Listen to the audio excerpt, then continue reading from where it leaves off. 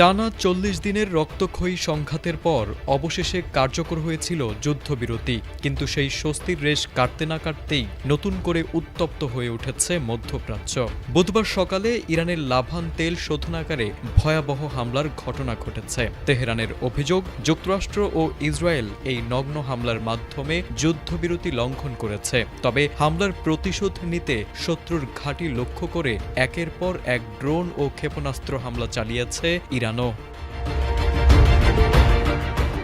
ইরানের সরকারি বিবৃতি অনুযায়ী স্থানীয় সময় বুধবার সকাল ১০টা নাগাদ লাভান দ্বীপের শোধনাগার স্থাপনাগুলোতে একের পর এক বিস্ফোরণ ঘটে। হামলার পরপরই নিরাপত্তা এবং অগ্নি নির্বাপক দল দ্রুত ঘটনাস্থলে পৌঁছে আগুন নিয়ন্ত্রণে আনার কাজ শুরু করে। তবে সময়মতো কর্মীদের সরিয়ে নেওয়ার ফলে এখন পর্যন্ত কোনো প্রাণহানির খবর পাওয়া যায়নি।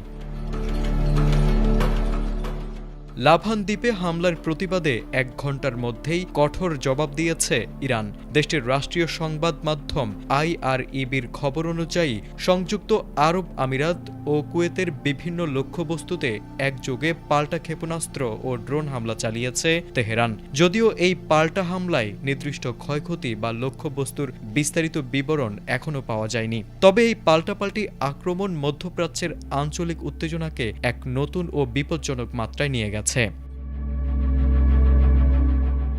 এই ঘটনার মাত্র একদিন আগে মঙ্গলবার মার্কিন প্রেসিডেন্ট ডোনাল্ড ট্রাম্প ইরানের সঙ্গে ২ সপ্তাহের এক অস্থায়ী যুদ্ধবিরতি ঘোষণা করেছিলেন। ট্রাম্প জানিয়েছিলেন, আলোচনার জন্য ইরান একটি কার্যকর ১০ দফা প্রস্তাব পেশ করেছে। সেই সময়সীমা শেষ হওয়ার মাত্র ২ ঘণ্টা আগেই এই যুদ্ধবিরতির ঘোষণা এসেছিল। কিন্তু লাভান দ্বীপের এই হামলা এবং ইরানের পাল্টা জবাব এখন সেই আলোচনার ভবিষ্যৎকে চরম অনিশ্চয়তার মুখে ঠেলে দিয়েছে।